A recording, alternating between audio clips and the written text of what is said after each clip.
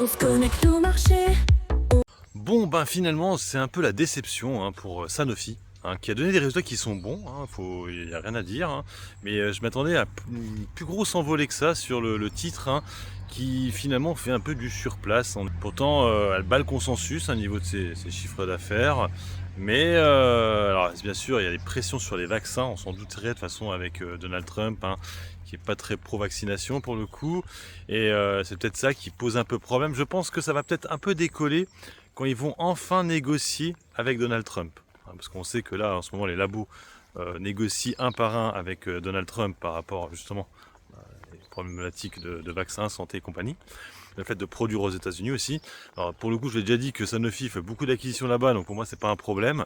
Mais c'est vrai qu'on est quand même très loin des plus hauts historiques sur la valeur qui était à plus de 100 euros. Là, on est toujours en dessous des 90. Et c'est vrai qu'au vu de la progression du chiffre d'affaires, on se doute bien que le dividende va être rehaussé l'année prochaine. Donc, bon, pour l'instant, moi, je garde ma position. Je suis en légère plus-value. Mais c'est vrai que, bon, je m'étais dit, ça aurait été bien qu'on fasse un plus 5, plus 6, plus 10, un peu comme LVMH, quoi. Non, mais non. Un tout petit plus 1, là, je vous le mets là. Peut-être un peu monté depuis que j'ai regardé, mais je trouve ça décevant. Franchement, je trouve ça très décevant.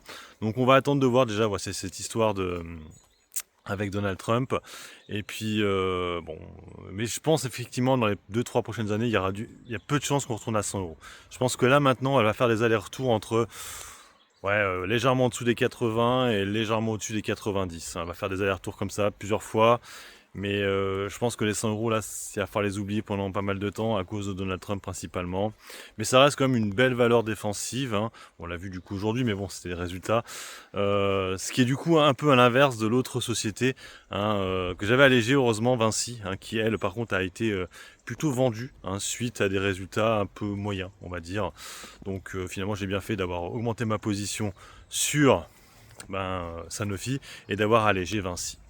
Voilà, sur ce, moi je vous laisse, bon investissement et puis bon trade, ciao ciao.